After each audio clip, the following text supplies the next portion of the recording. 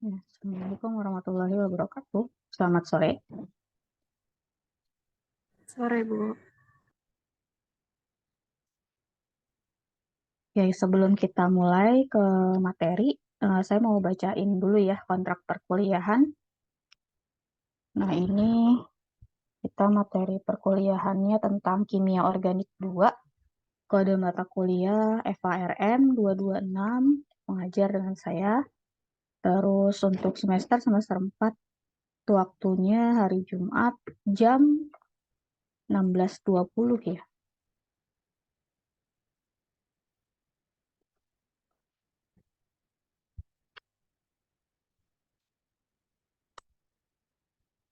Di sini 16.20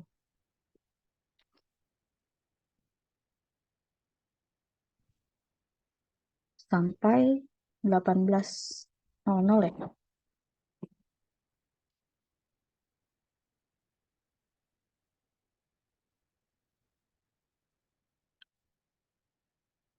Oke, perkuliahan selama 1 semester dilaksanakan secara daring melalui aplikasi Zoom.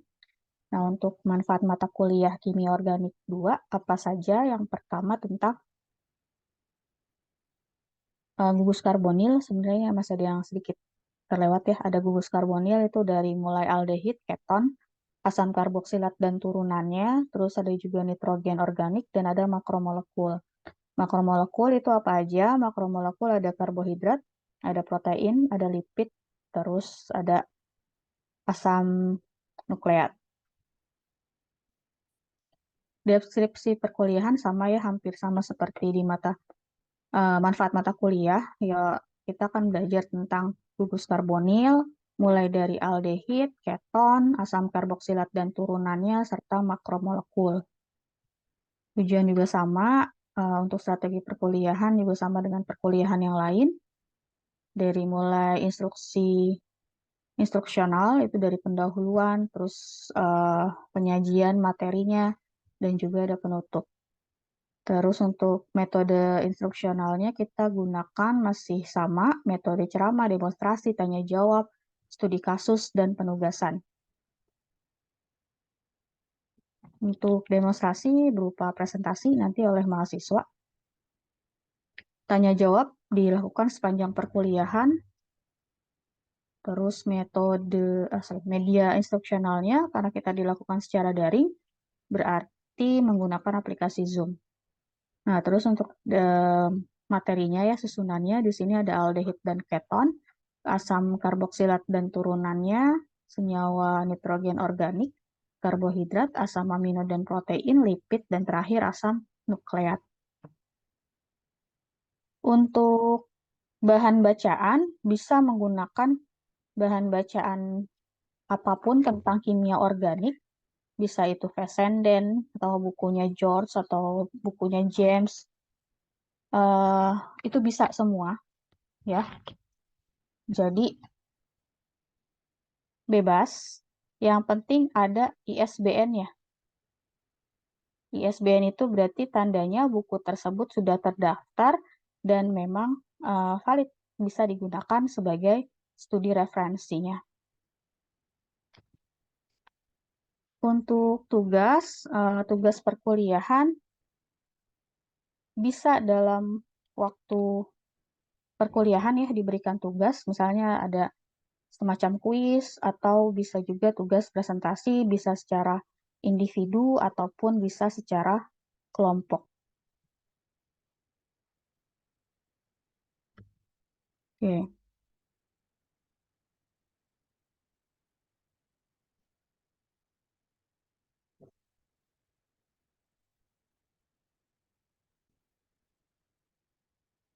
sebentar.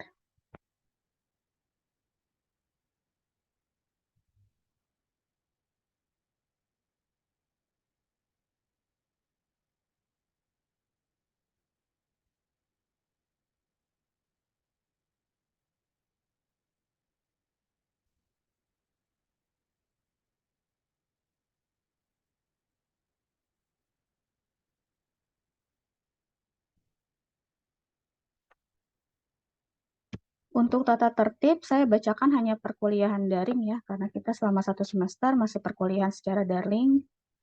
Yang pertama, mahasiswa wajib menggunakan pakaian sopan, rapi, berkerah pada waktu mengikuti perkuliahan. Terus, mahasiswa wajib mengikuti perkuliahan daring dengan menggunakan akun SIA masing-masing, dengan menampilkan nama dan foto yang sebenarnya di akun tersebut. Mahasiswa wajib menyalakan video atau video pada posisi on. Ketika materi disampaikan, silakan di-unmute dulu ya untuk mikrofonnya. Tapi kalau misalnya di sesi tanya jawab atau dipersilahkan, boleh langsung di-unmute aja mikrofonnya. Untuk sharing file, kalau diizinkan dan memang kita lagi sesinya sharing-sharing ya, sharing studi kasus ataupun kuis, misalnya itu boleh dilakukan sharing file melalui chat box. Selain itu, tidak diperbolehkan untuk sharing file yang tidak berkaitan dengan perkuliahan. Mahasiswa wajib fokus, memperhatikan, dan berperan aktif selama penyampaian materi oleh dosen. Oke. Nih, di sini semua masih off-cam semuanya. Saya nggak tahu nih, ada nggak mahasiswanya di tempat, karena semuanya off-cam. Oke, terus keterlambatan. Oh, dilarang masuk, dilarang ini dulu ya, membuat keributan ya. Dilarang membuat keributan selama perkuliahan, jadi kalau ketika masih ada presentasi, baik itu oleh dosen maupun mahasiswa, silahkan posisi mic-nya di mute atau tidak di-on-kan. Maksimal keterlambatan itu 15 menit, lewat dari itu boleh join, tapi nanti absen tidak di-absen kalau telat absen ya. Mahasiswa wajib hadir 80% dari tatap muka. Jadi tatap muka itu kan 14 kali pertemuan, tapi total pertemuannya itu adalah 16 minggu. 16 minggu berarti ada 2 minggu yang ujian, ada UTS, ada UAS. Nah, 14-nya itu adalah tatap muka. Perbaikan presensi ini akan dilayani sebelum pertemuan perkuliahan selanjutnya berlangsung. Revisi nilai dilayani paling lambat 1 minggu setelah batas akhir penginputan nilai. Ya pasti nanti akan diinfokan nih. Oh iya, terakhirnya itu di tanggal biasanya 1 minggu setelah teori. Itu batas penginputan nilai. Nah, mahasiswa boleh komplain 1 minggu setelahnya jangka waktunya. Lewat dari jangka waktu tersebut, mohon maaf untuk nilainya sudah di segitu gitu ya, tidak ada perbaikan.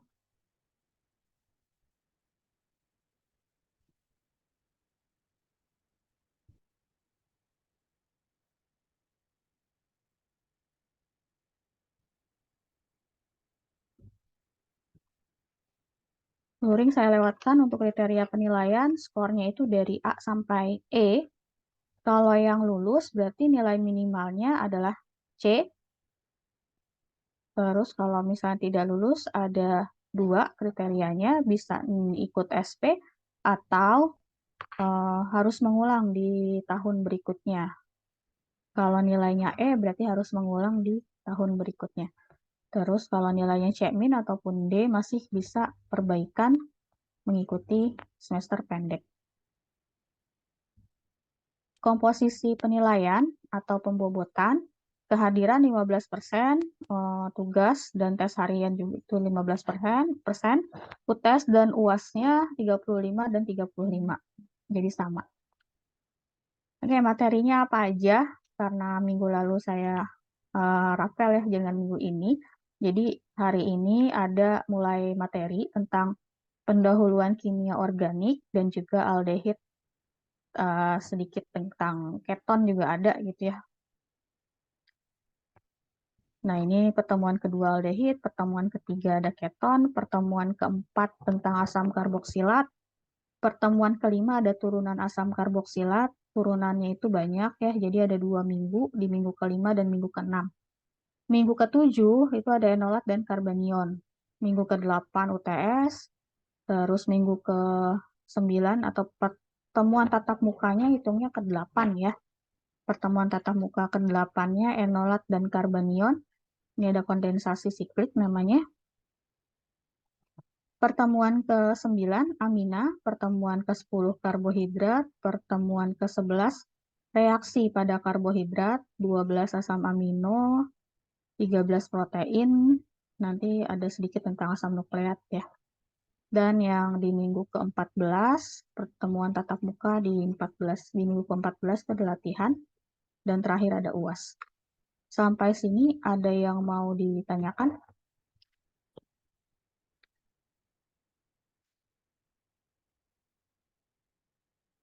Belum, Bu. Oke. Ini dari berapa orang ya? 20 mahasiswa. Kenapa semuanya off-cam?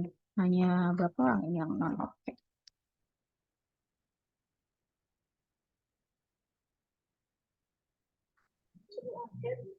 Iya Bu, maaf Bu. Masih di lab Bu. Masih ada yang nge-lag? Kebagian bikin persiapan lab itu. Oh, oke. Yang lainnya? Lab semua? Cuman kelompok satu sih Bu.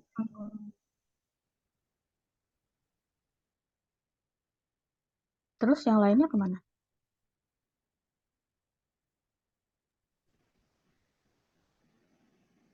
Yang lainnya mungkin em, masih ada di jalan juga Bu.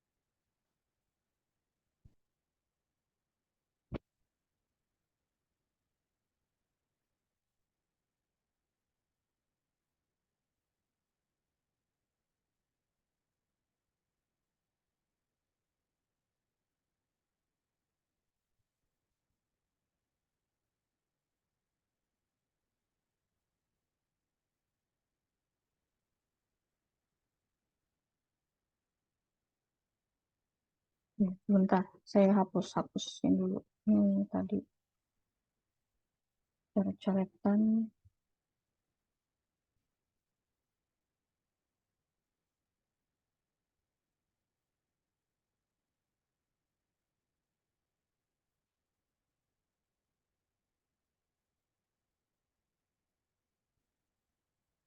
Oke, di sini ada pendahuluan sebelum kita masuk ke materi.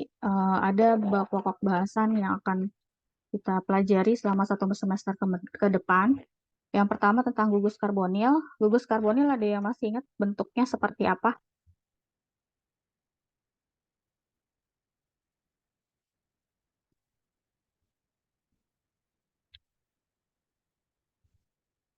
Gugus karbonil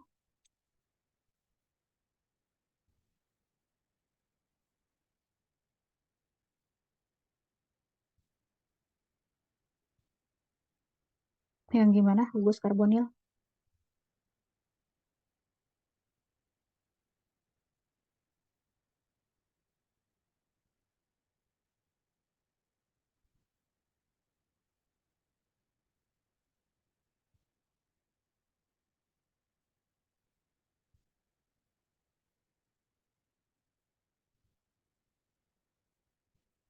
Ayo, gimana gugus karbonil?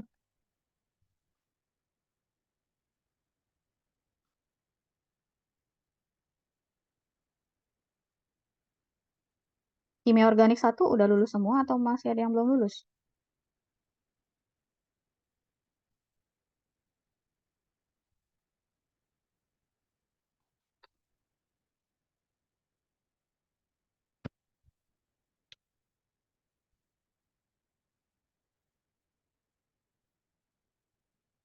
Gugus karbonil, ciri-cirinya yang seperti apa? Struktur umumnya deh.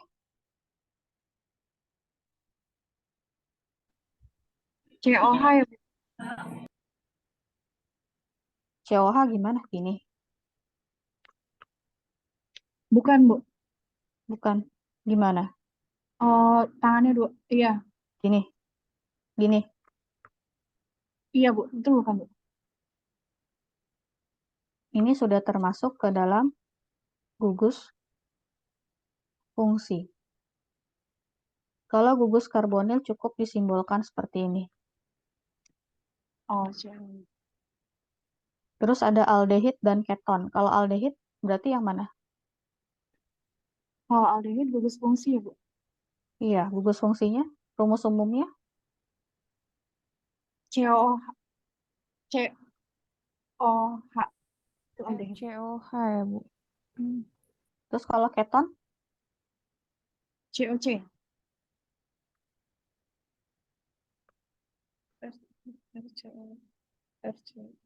kalau COC itu yang gimana? Gini.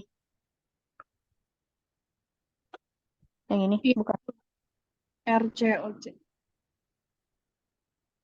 Kalau ini Oh, apa?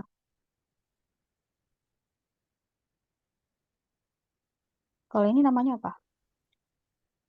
oh bukan, Bu. Karena yang benar yang itu, Bu. Tangannya di atas dua. Ini. Iya, LCOR, iya. Oke. Jadi ini aldehid, di sini adalah keton. Kalau asam karboksilat, COH, Bu. C. O, OH. Terus ada senyawa nitrogen organik. Nitrogen organik berarti dia ada N dengan O. O. Karbohidrat, Karbohidrat. Ada C-nya, ada O-nya juga, Bu. oke, karbohidrat itu klasifikasi ya. Ada mono, ada di sakarida maksudnya ya. Oh iya, ada polisakarida. Ada oligo, terus ada Poli. poli.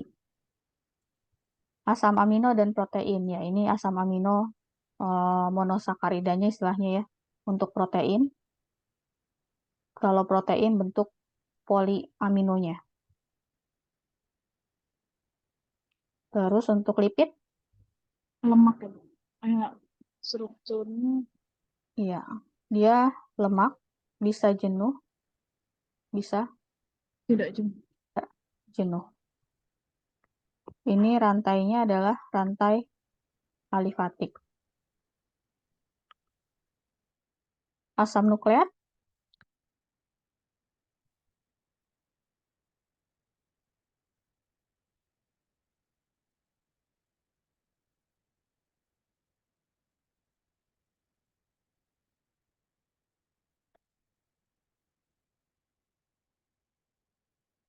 ada yang pernah dengar asam nukleat? Pernah dengar di struktur apa?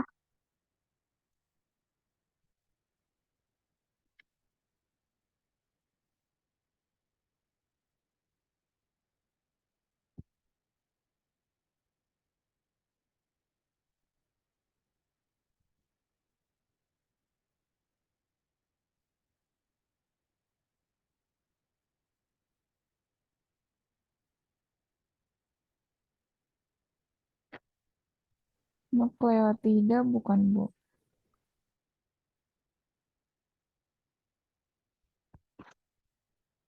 Ya, asam nukleat itu penyusun DNA ataupun RNA. Tuh ya. Yang pertama, kalau materi 1 tadi sudah dijelaskan, kita akan berbicara tentang gugus karbonil. Berarti gugus karbonil itu yang ini ya, yang CO, definisi penggolongan senyawa karbonil, terus reaksi-reaksinya, eh, ada reaksi substitusi, ada reaksi elektrofilik, nukleofilik, substitusi, eliminasi, adisi, oksidasi, reduksi, itu semua nanti akan kita pelajari di semester ini. Tapi bedanya, kalau di kimia organik 1, itu ada dari alkana, alkena, alkohol, eter, terus apa lagi? Itu aja ya, amina ya. Itu masih di kimia organik 1. Tapi kalau kimia organik 2, ini semua strukturnya sudah ada gugus karbonilnya pembedanya. Terus ada alkil halida kalau di kimia organik 1. Tapi kalau di kimia organik 2, karena ada karbonil, maka bukan alkil halida lagi, tetapi asil halida nanti namanya. Oke, materi kedua itu ada aldehid dan keton. Terus materi ketiga tentang sintesa, berarti kalau sintesa ya, di sini ada kata sintesa artinya pembuatan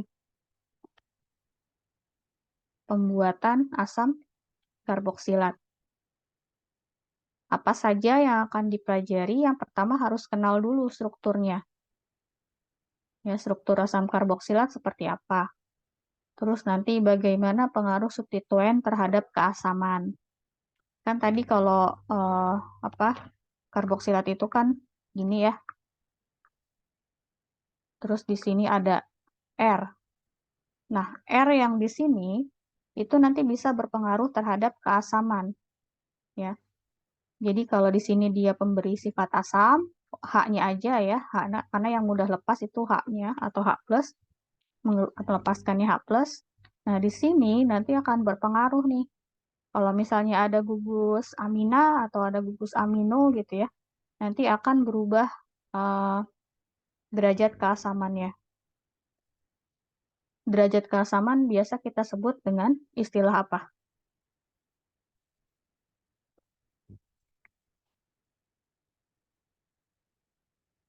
Kalau derajat pH, Bu.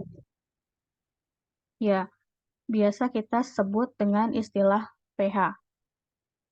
Ya, itu nanti nilai log dari H+-nya atau ion hidrogen. Berikutnya materi keempat tentang anhidrida asam. Jadi asam karboksilat kalau dikondensasi, jadi minimal harus ada 2 molekul asam karboksilat. Ketika dikondensasi atau ditarik 1 molekul air, nanti dia akan membentuk senyawa anhidrida namanya. Jadi ada penggabungan senyawa asam karboksilat.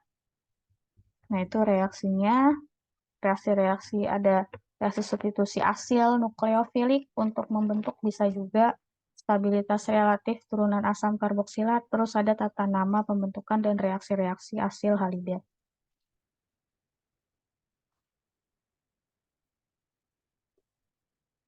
Berikutnya ada reaksi ester, ini sudah mulai turunan asam karboksilat ya. Kalau ester ada yang tahu gimana rumus umumnya? Tadi kan asam karboksilat begini. Kalau ester bedanya di mana?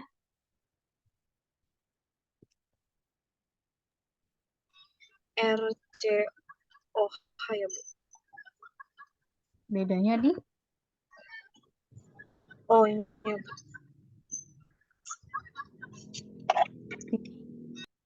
ya, kalau ester itu adalah RCOOR.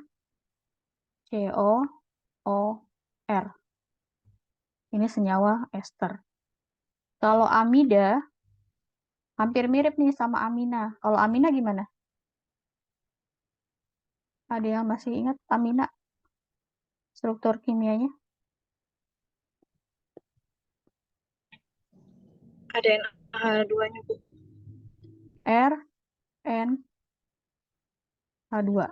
Nah, kalau amida, karena kita bicara tentang gugus karbonil, ya, yang di sini ya, gugus karbonilnya, maka yang namanya amida itu bukan NH ini ya, depannya bukan langsung R, tapi ada gugus karbonilnya dulu, baru NH2. Nah, ini agak berbeda adalah nitril. Senyawa nitril itu senyawa ini.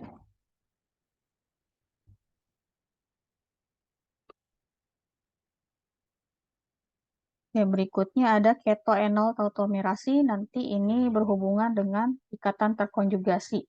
Ikatan terkonjugasi itu apa? Ikatan rangkap yang selang-seling. Nanti akan dilihat reaktivitas enolnya gimana. Oke, berikutnya nanti ada UTS ya. Berikutnya metode ke-7 itu ada sintesis ester. Sintesis ester berarti reaksi pembentukan ester. Bisa melalui pembentukan enolat, reaksi enolat, baru sintesis ester malonat. Yang ke-8 ada reaksi aldol campuran. Alkohol, aldehid ya, aldehid alkohol, terbalik. Jadi yang namanya aldehid alkohol direaksikan nanti dapatnya apa gitu. Biasanya sih untuk reaksinya banyak ya. Biasanya kalau yang untuk reaksi aldol itu namanya kondensasi. Jadi penggabungan antara struktur aldehid dengan struktur alkohol. Nanti dapatnya apa reaksinya.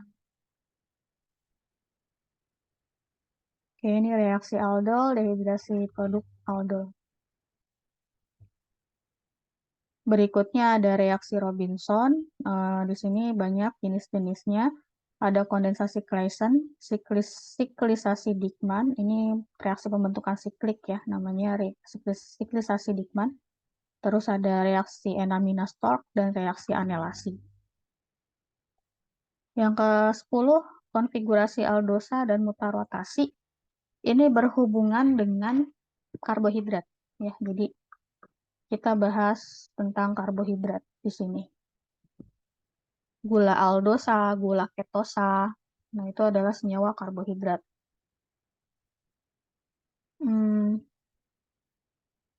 Berikutnya ini masih karbohidrat juga. Tapi sudah ada pembentukan glikosida. Apa itu glikosida? Glikosida adalah ikatan yang menghubungkan antar monosakarida. Ya, di sini ikatan yang menghubungkan antara monosakarida.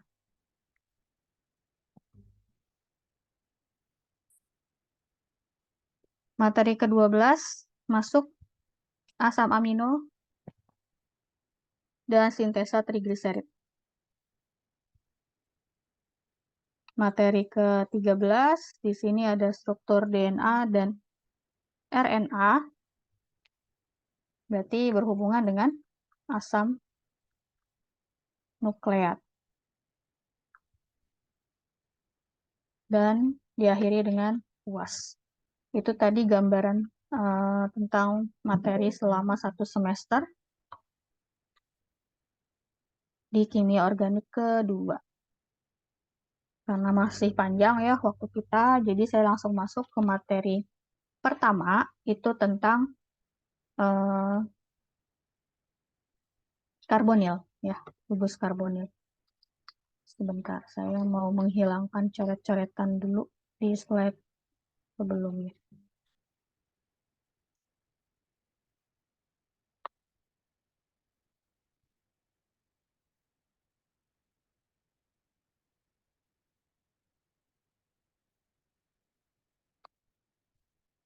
Oke, ada yang mau ditanya dulu sebelum saya lanjut materi?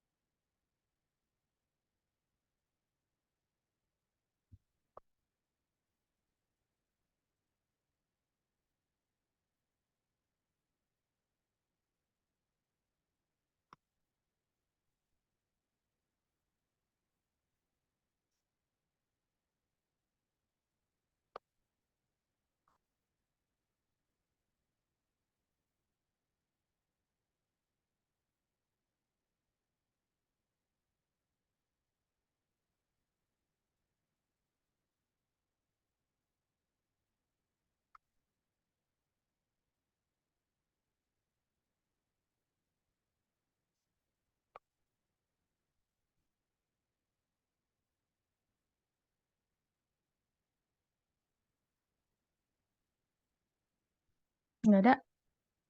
Kalau nggak ada, saya lanjut materi berikutnya. tentang karbonil. Sudah terlihat slide-nya? Udah, Bu.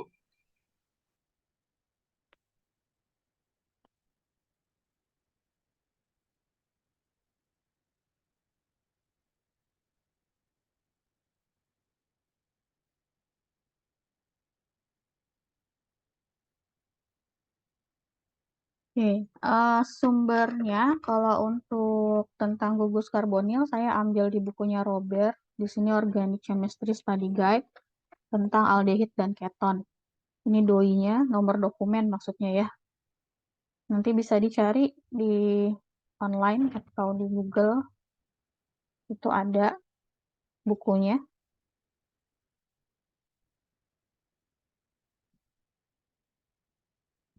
Nah, apa saja yang akan dibahas? Di sini ada struktur dan sifat gugus karbonil, definisi dan penggolongan, terus ada reaksi-reaksi umum senyawa karbonil, reaksi adisi nukleofilik, substitusi nukleofilik, dan juga reaksi substitusi alfa.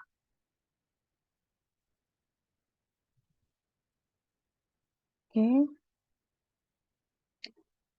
Nah, ini tadi sudah dijelaskan ya, kalau untuk rumus umumnya, gugus karbonil itu adalah C rangkap 2O.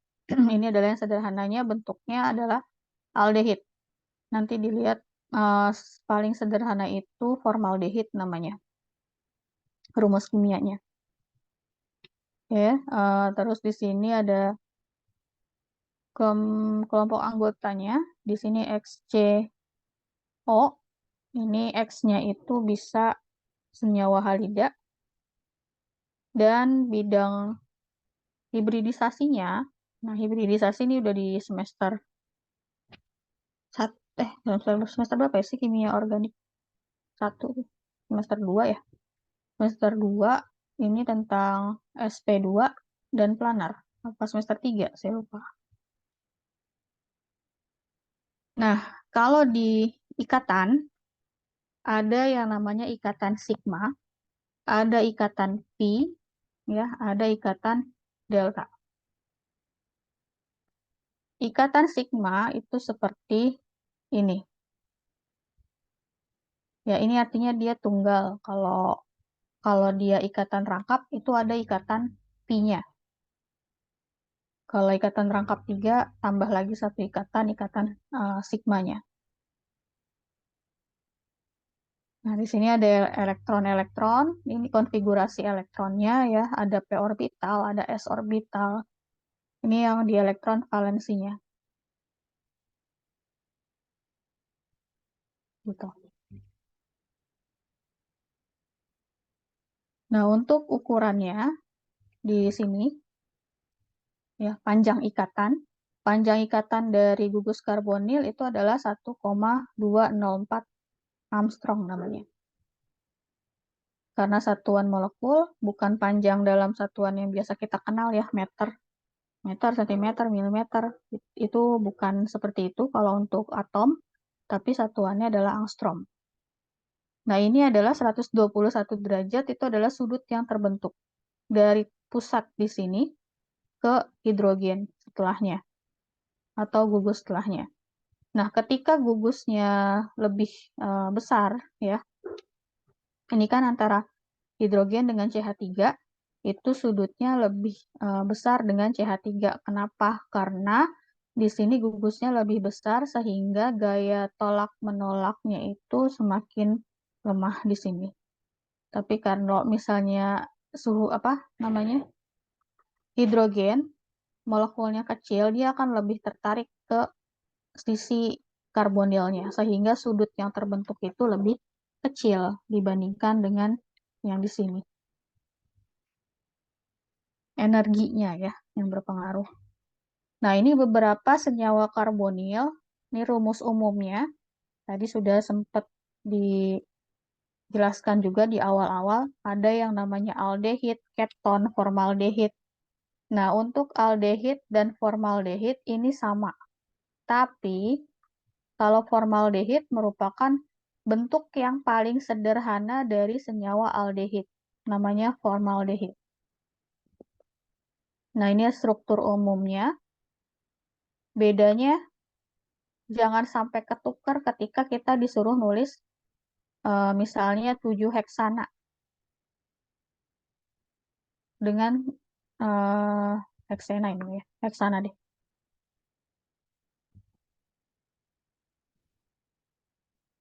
Antara heksanal dengan heksanol. 1 heksanol. Kalau heksan, C-nya ada berapa?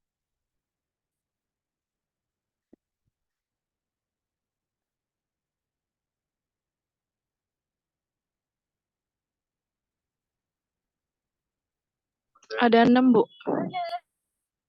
Oke, C-nya ada 6. 1, 2, 3, 4, 5, 6. Yang aldehid, heksanal atau heksanol namanya? Heksanal, Bu. Oke, heksanal berarti aldehid, heksanol golongan alkohol ya. Di sini sama-sama 6. 1, 2, 3, 4, 5, 6. Bedanya di mana? Bedanya kalau heksanal berarti di sini O, di sini H. Kalau alkohol seperti ini. Ini kalau strukturnya ditulis secara lengkap. Kadang ada yang nulis cuma begini.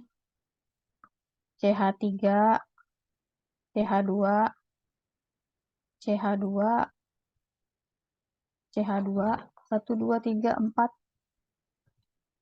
5, 6. Nah, kalau ini punyanya ini. Kalau nulisnya kayak gini. Kalau ini nulisnya gimana? Berarti nulisnya ini yang saya ini aja ya. 1, 2, 3, 4, 5. C5 hanya berapa?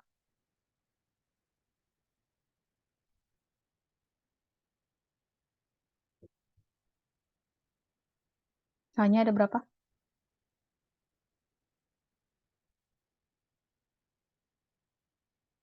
1, 2, 3, 4, 8. Tambah 3.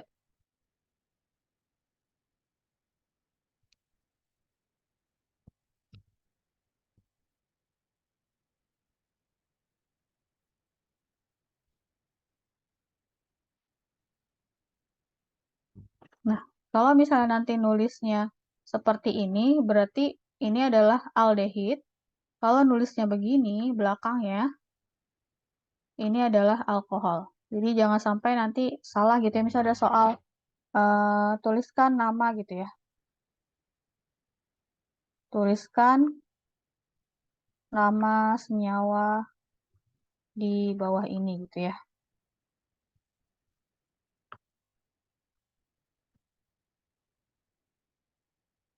Ini ada R, di sini ada CHO, terus di sini ada R, di sini NH2, terus di sini R, CONH2, terus ada R, di sini X. Nah, ini jangan sampai ketukar-tukar. Terus ada R juga, nanti ada OH. Ya, jadi ikutin aja penulisan dari general formula atau struktur umum dari setiap gugus fungsinya. Kalau keton, RCOR. Ini keton. Nah, ini formaldehid masih sama ya dengan aldehid, tapi bentuk apa namanya yang paling sederhana. Asam karboksilat. Asam karboksilat COOH. Nulisnya ya sama aja RCOH kalau untuk bagian ujungnya. Nah, kalau ester itu adalah RCOOR. Terus ada amida, RCON, R aksen 1, R aksen 2. Ya, jadi sama seperti amina. Amina pengelompokannya ada berapa? Kalau amina? Ada 3 ya, Bu. Ada 3. Ada apa aja? Amin primer, sekunder, dan tersier. Ya, ada amina sekunder, ada amina primer, ada tersier. Ya, bedanya kalau amina primer berarti N-nya masih mengikat 2 hidrogen. Ini primer.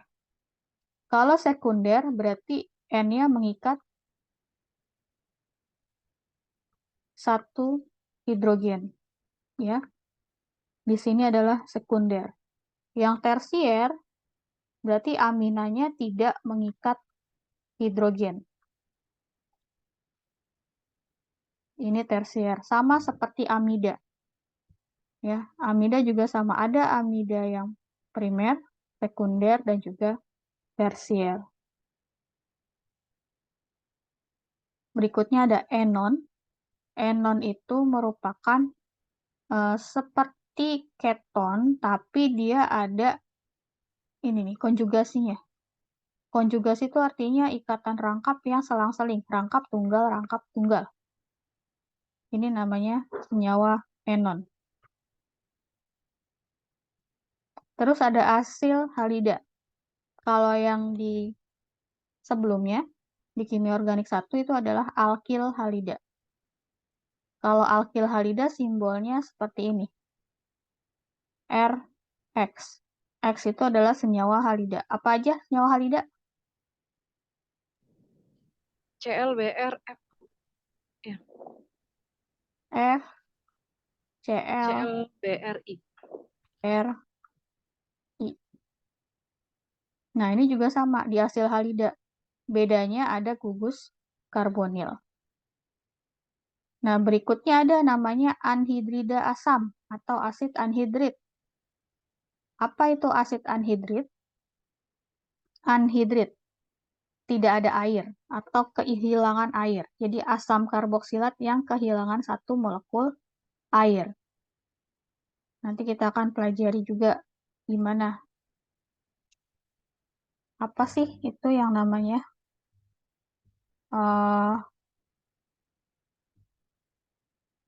anhidrida ya. Ini contohnya kayak gini deh. Saya kasih contoh anhidrida.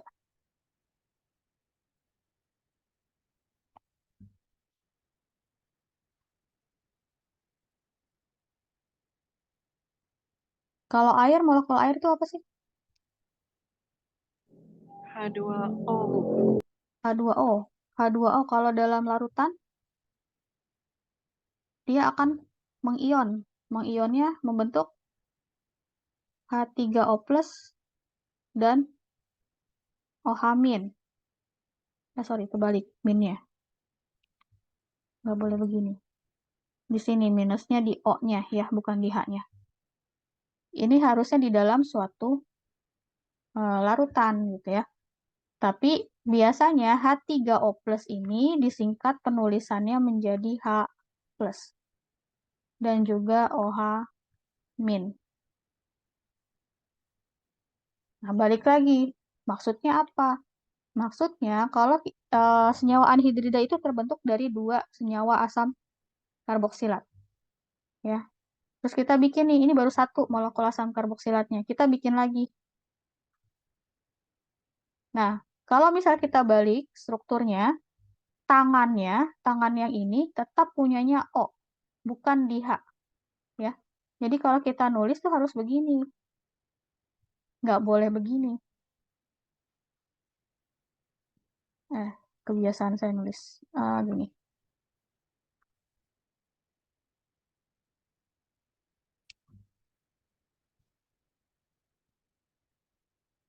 Nah, ini tuh salah.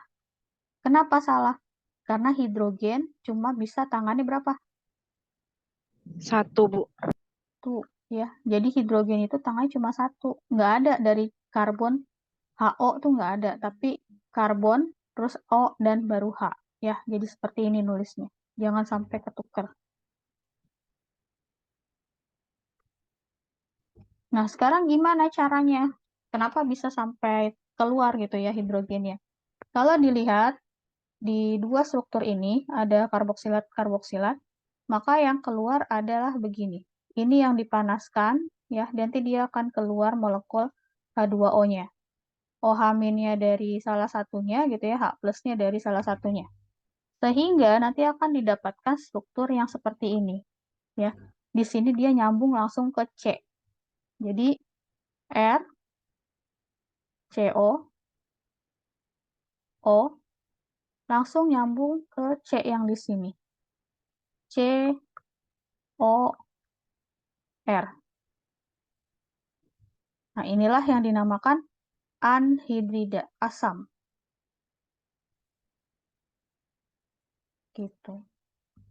Jadi dia dua senyawa ya, Bu? Iya, 2 molekul, 2 mol. Jadi 2 kalau mol. misalnya kita mereaksikan, ya dari 2 mol terus dipanaskan, itu nggak bisa cuma 1 mol aja.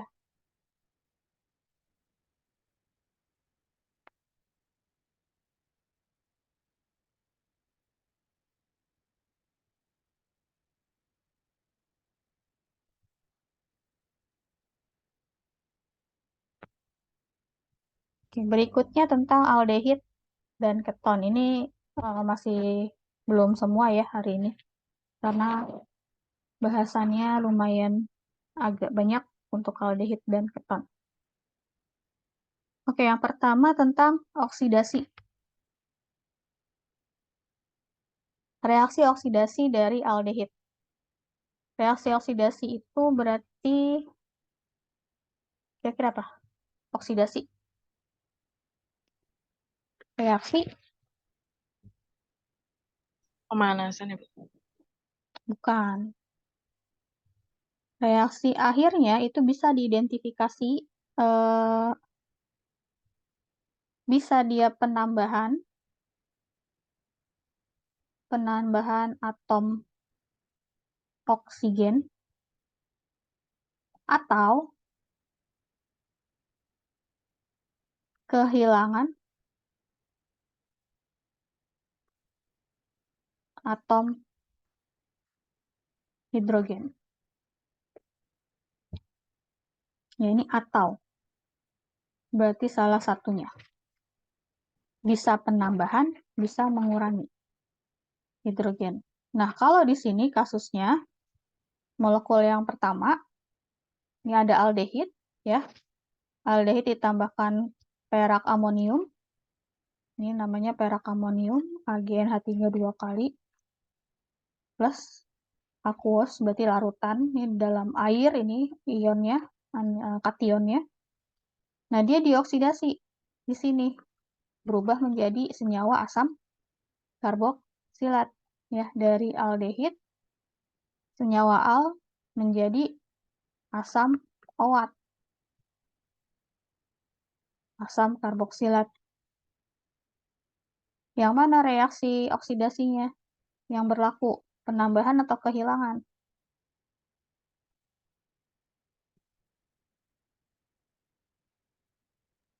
Penambahan oksigen, Bu. Ya, dari sini terlihat bahwa ada penambahan oksigen. Maka ini bisa dikatakan reaksinya adalah oksidasi. Nah, di sini terbentuk endapan perak. Ya, ini ada S, berarti simbolnya dia solid, artinya endapan. Padatan, endapan atau padatan. Nah, yang kedua, bedanya, kalau ini aromatik bukan?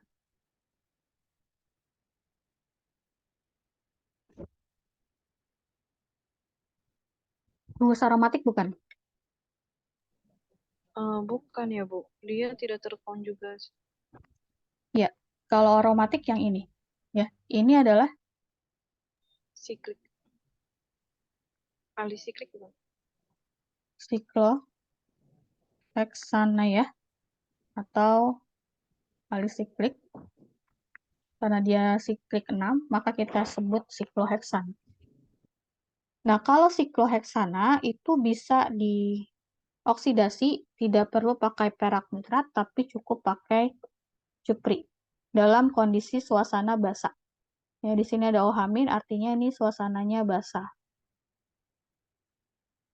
Nah, dari aldehid, dia juga bisa berubah menjadi asam OAT atau asam karboksilat. Nah, di sini ada cupri oksida atau endapan cupri oksida. Gitu. Nah, reaksi inilah yang digunakan untuk melihat adanya gula pereduksi atau tidak. Nah, ini nanti hubungannya di mata kuliah berikutnya tentang karbohidrat. Ada reaksi-reaksi identifikasi untuk senyawa karbohidrat, khususnya untuk gula pereduksi. Gula pereduksi itu gula yang memiliki aldehid ataupun keton yang bebas.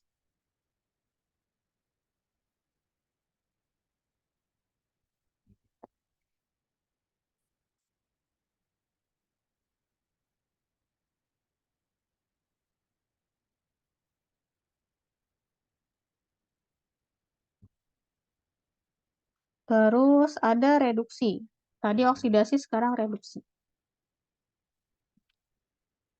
Ternyata aldehid dan keton itu bisa juga mengalami reduksi. Berarti kalau reduksi kebalikan dari oksidasi. Tadi penambahan oksigen, berarti di sini kalau reduksi kehilangan oksigen atau bertambah hidrogen. Ini pengertian dari reaksi reduksi. Nah, di sini dari aldehid nih. Ini aldehid. Aldehid ditambahkan NaBH4, natrium boron hidrida ya namanya. Terus ada senyawa etanol. Si alkanalnya atau aldehidnya berubah menjadi senyawa apa nih? Kalau gugus fungsinya ini.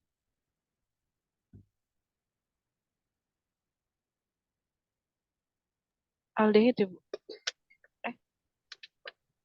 Al, Iya, Bu, aldehid. kan ini aldehid. Kalau direduksi berarti menjadi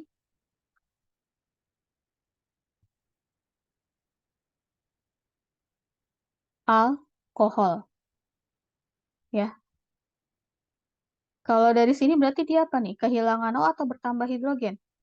Dari aldehid menjadi alkohol.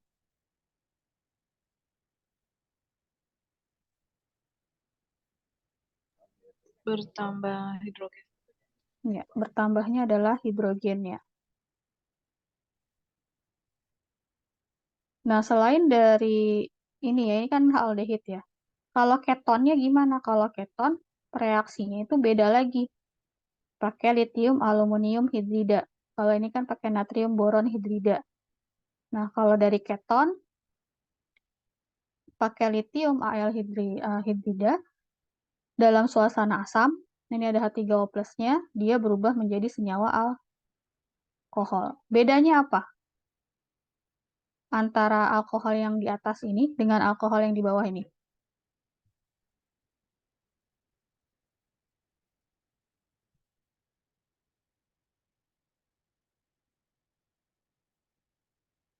Posisinya ya, Bu. Posisinya. Kalau yang pertama, alkohol apa? Alkohol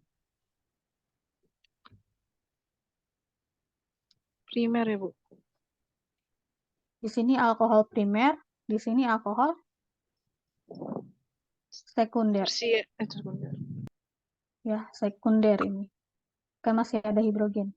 Kecuali kalau di sini sudah tidak ada hidrogen, berarti dia tersier. Ya, jadi bedanya kalau reduksi aldehid dia menghasilkannya alkohol primer, tapi kalau reduksi keton yang dihasilkannya itu adalah alkohol sekunder.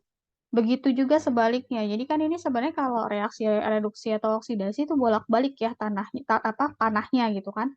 Kalau dia ke sini alkohol menjadi keton berarti dia oksidasi. Nah, terus kalau alkohol primer ke aldehid berarti dia oksidasi gitu. Kebalikannya. Nah, ini sebenarnya kalau yang di sini ini udah dipelajari di Kimor 1, kimia organik 1.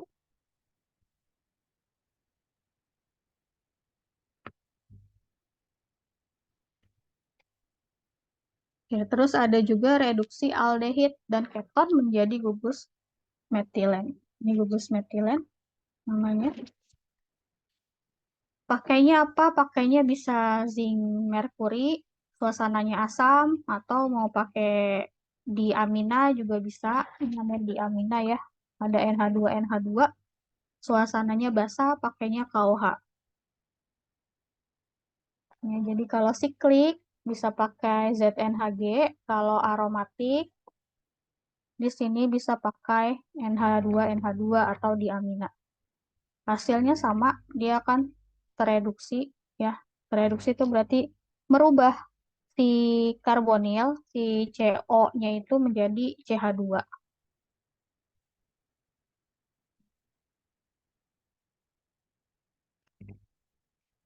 Oke, terus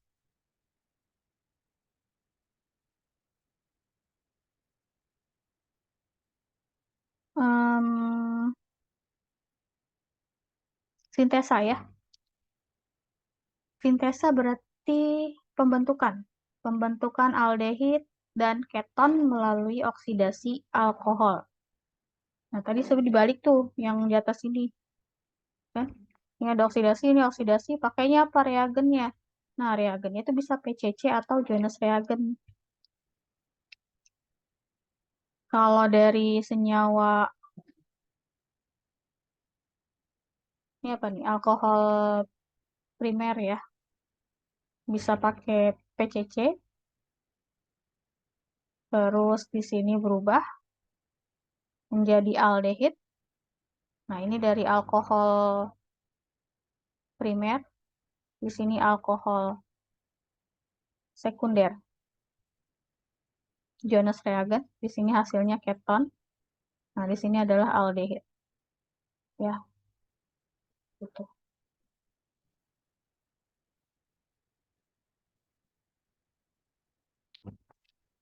Atau bisa juga pakai namanya asilasi Friedel-Crafts. Ini untuk sintesa aryl keton.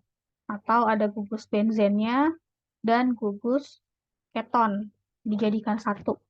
Itu pakai asilasi Friedel-Crafts.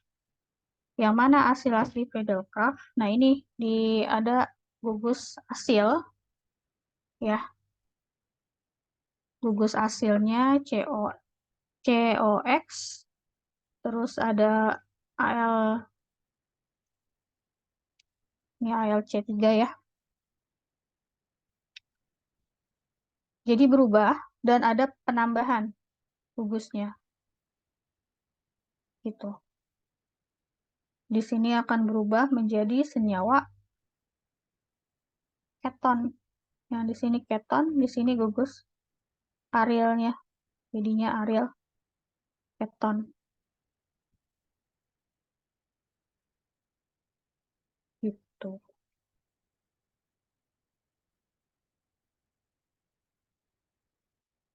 Terus bisa juga sintesis senyawa karbonil melalui proses ozonolisis atau pakai ozon. Katalisnya Zn dalam suasana asam.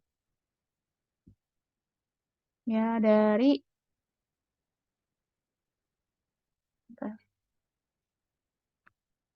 di sini alkena harus ada alkenanya syaratnya buat bisa berubah menjadi gugus karbonil. Gitu. Jadi banyak cara untuk membentuk senyawa aldehid ataupun senyawa keton. Yang membedakan apa? Yang membedakan adalah reagennya dan struktur awalnya apa. Kita mau dari bahan baku apa untuk membentuk aldehid dan juga keton. Oke, bisa juga reaksinya sintesis senyawa karbonil ini melalui oxidative cleavage atau pemecahan senyawa oksidatif dari vaksinal diol atau dari suatu senyawa diol. Diol itu ada dua hidroksi ya, dua ini hidroksi. Nah, ini senyawa hidroksi dia dipecah, namanya cleavage. Nanti akan terpisah gitu ya. Yang satunya menjadi aldehid, yang satunya menjadi keton. Kenapa? Tergantung di sisi sininya. Kalau di sininya hidrogen, maka dia akan menjadi aldehid. Misalnya simbolnya al ya, karena alkanal, kalau tata namanya. Nah, kalau misalnya berubah menjadi keton, karena di sini dia ada metil. Nah, kalau di sininya berubah menjadi CH3, ya berarti di sini bukan hidrogen lagi, tapi CH3. Maka dia yang terbentuk adalah on juga, sama. Gitu. Tapi kan di sini hidrogen, maka yang terbentuk adalah aldehidnya.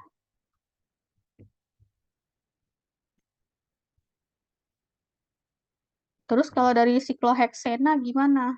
Ya bisa pakai SO4.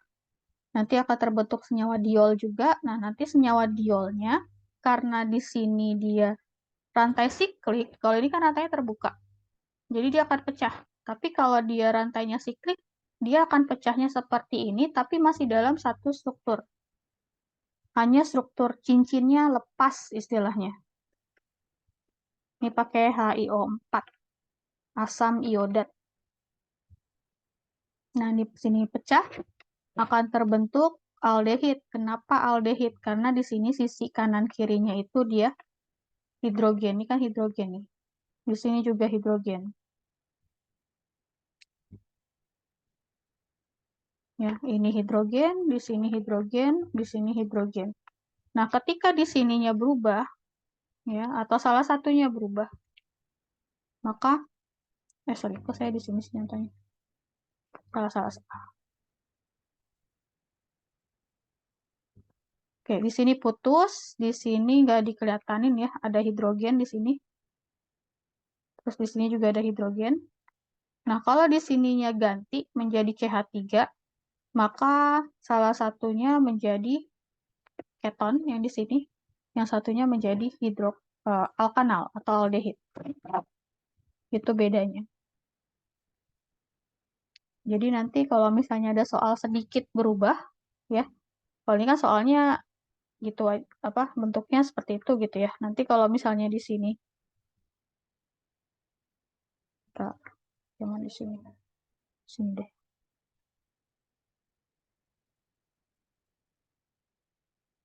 Di sini ada OH, terus saya biar gampang ke atas aja ya. Di sini ada CH3, terus di sini OH.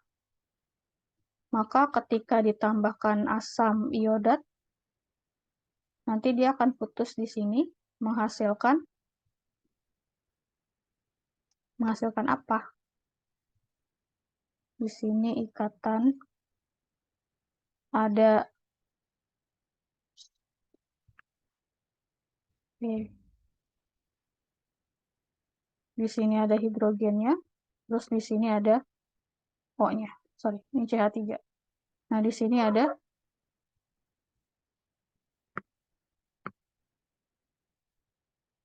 O, dan di sini ada hidrogen. Atau bisa ke bawah, supaya tidak bertumpuk hidrogennya.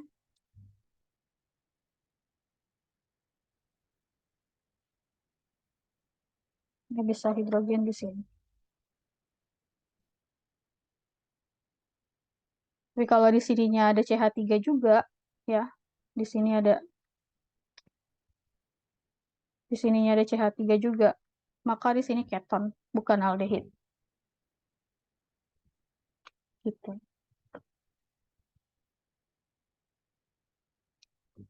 Ya, jadi nanti diperhatikan lagi yang mana berubah menjadi aldehid, yang mana berubah menjadi keton kalau sintesanya menggunakan hasil cleavage dari cleavage oksidatif atau pemutusan ikatan dari senyawa diol.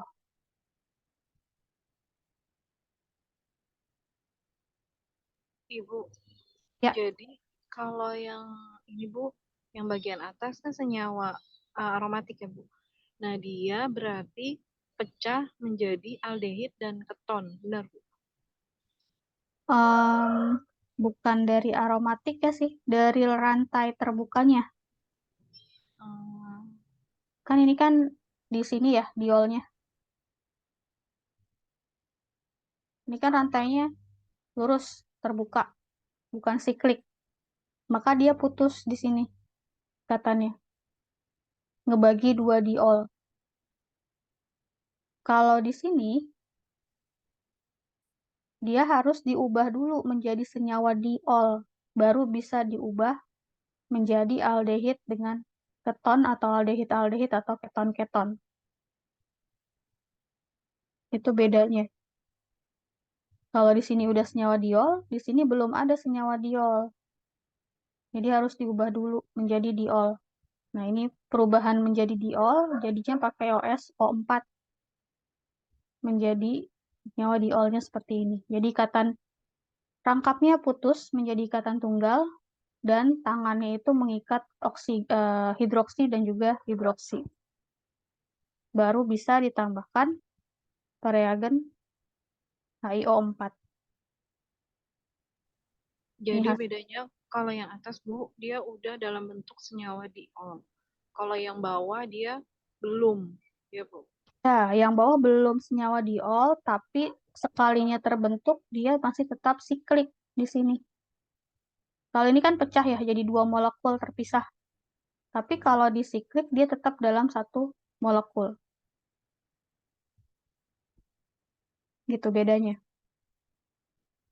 Terus, Bu, yang bawah berarti dia cuman jadi senyawa aldehid, Bu, kalau lihat dari gambar. Yang ini, Yang iya, iya. Nah, ini namanya 6-oksoheksanal. Tata nama keton waktu organik 1 diajarin nggak?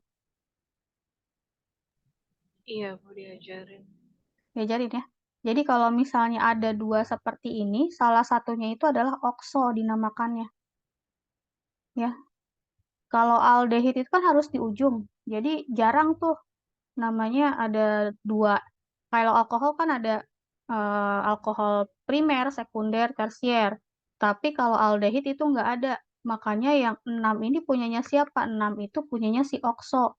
Oksonya itu CO. Jadi kalau karbonil bilangnya okso sebagai substituen.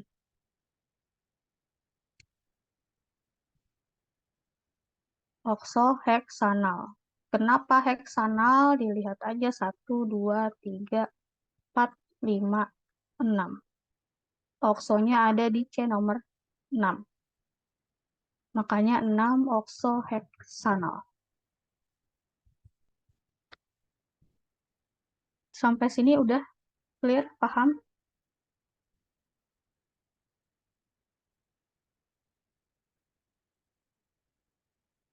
Iya, sementara udah. Ya, materinya untuk hari ini kita samakan dengan yang tadi pagi juga sampai sini ya. Jadi minggu depan kita lanjutkan materi berikutnya. Ini masih banyak slide-nya sebenarnya. Nggak apa-apa. Karena kita ada 2 minggu ngebahas tentang aldehid dan keton.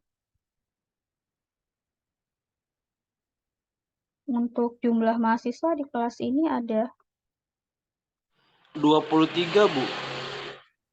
bentar, 23. Saya cek di absen dulu. Ibu, satu lagi tadi yang OH min itu, Bu. Minusnya itu berarti bukan di H-nya ya, Bu. Tapi Ya. di sisi O-nya. Di O-nya. Karena kalau saya baca-baca literasi, kadang-kadang masih ada juga, Bu, yang nulis OH terus minnya di kanan.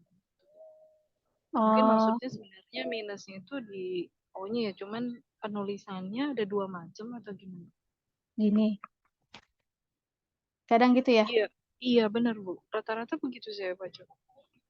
Nah, kalau di kimia, kan H itu nggak mungkin negatif ya.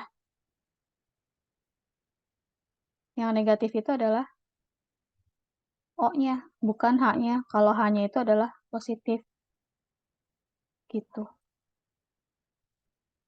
Kalau di ion, kalau konsep ion. Apalagi kalau misalnya reaksi. Kalau reaksi itu jangan sampai ketukar-tukar nanti, karena nanti bingung. Kalau misalnya nukleofil, masih ingat nukleofil? Ada nukleofil, ada elektrofil. Kalau nukleofil, dia suka dengan yang Proton.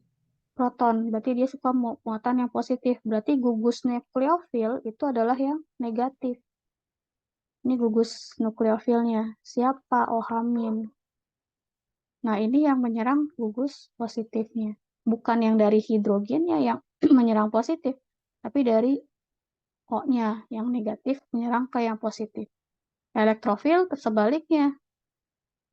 Dia suka elektron, berarti elektrofilnya, gugus elektrofilnya, dia muatannya adalah Positif. atau biasa kita sebut dengan H+ proton. Protonnya itulah yang ke sini. Gitu.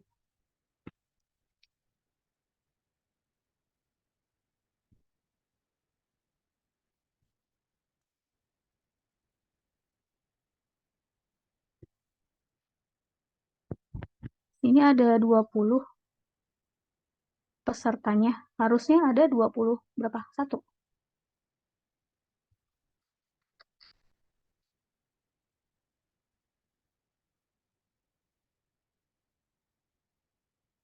Dua, tiga, Bu. Mungkin ada yang pindah ke pagi, Bu. Ya mungkin. Ada yang 2 device? Oh iya, Bu, saya 2 device. Nah, ya. Berarti pas ya. Hadir semua di kelas ini. Masih ada lagi yang mau ditanya?